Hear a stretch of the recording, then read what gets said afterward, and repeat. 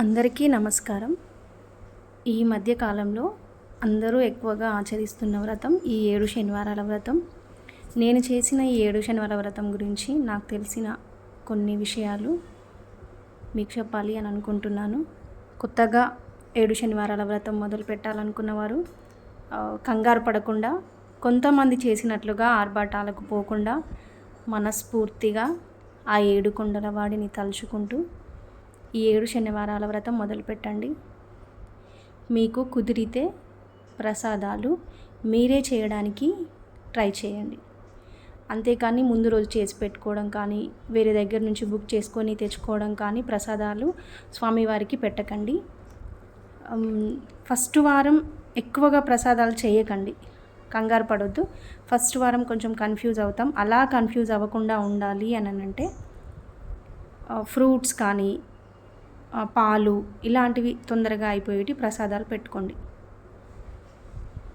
తర్వాత వారం మీకు మెల్లిమెల్లిగా అలవాటు అవుతుంది. పిండి దీపాలు కూడా కన్ఫ్యూజ్ అవ్వకుండా, తొందర పడకుండా మెల్లిమెల్లిగా చేయడానికి ట్రై చేయండి.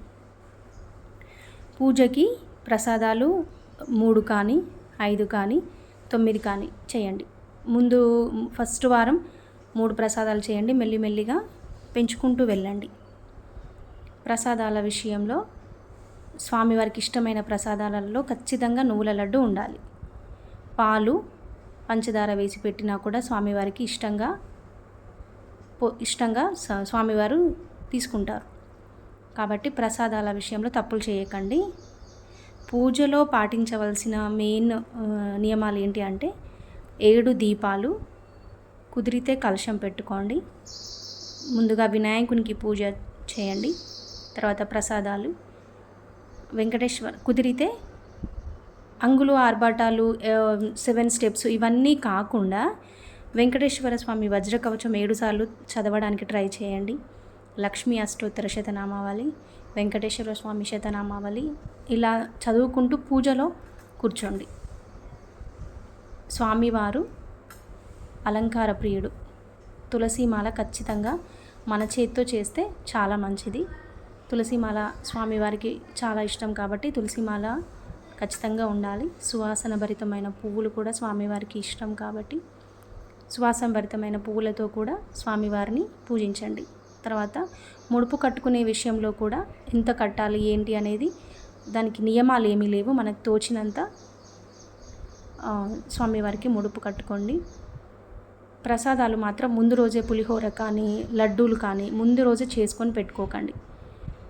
ఫ్రూట్స్ అంటే ముందు రోజు తెచ్చుకున్నా కూడా వాటిని ముట్టుకొని దాంట్లో కొన్ని తీయడం ఇలాంటివి చేయకూడదు. ప్రసాదాలు కూడా పక్కకు పెట్టుకోండి తీసుకొచ్చి. కానీ పులిహోర కానీ, లడ్డూలు కానీ, ఇంకే దద్దోజనం ఇలాంటివి చేసినప్పుడు మాత్రం ఉదయాన్నే పూర్తి చేయండి. నేను 7 శనివారాలు చేశాను. 8వ శనివారం వడ్డీ వారం కూడా చేశాను. 8వ శనివారం మధ్యలో ఒక వారం క్లిప్ మిస్ అయిందండి. ప్రతి వారం కూడా పొద్దున్నే లేచి స్వామివారికి ఎంత తొందరగా వీలైతే అంత తొందరగా 8 లోపు 9 లోపు కుదరకపోతే 10 లోపు వరకైనా పూజ కంప్లీట్ చేయండి. నేను మార్చ్ 14కి స్టార్ట్ చేశాను. మధ్యలో ఒక్క వారం మిస్ అయింది. దానికి బదులుగా 8వ వారం చేశాను.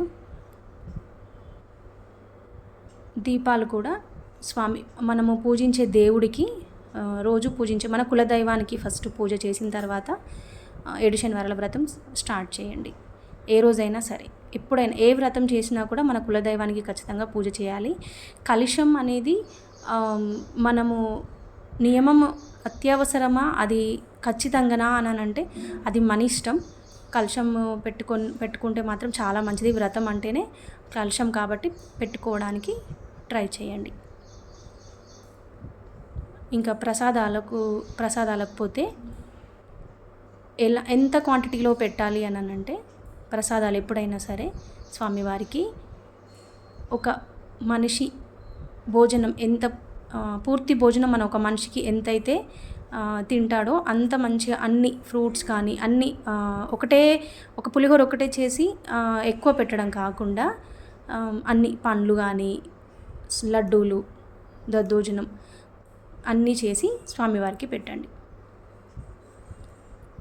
పూజలో ఖచ్చితంగా పాటించాల్సింది ఏంటి అని అంటే వెంకటేశ్వర స్వామి వజ్ర కవచం ఖచ్చితంగా 7 సార్లు చదువుకోండి.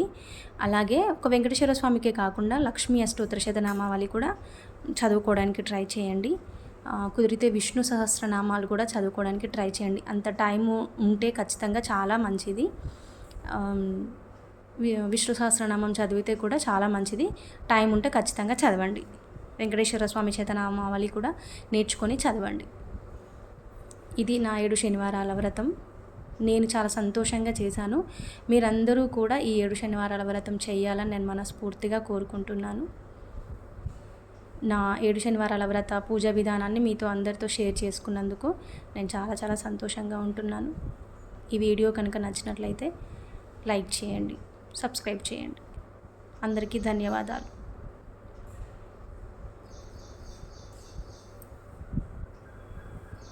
ఓం నమో భగవతే వాసుదేవాయ నమః. ఓం నమో భగవతే వాసుదేవాయ నమః. ఓం నమో భగవతే వాసుదేవాయ నమః.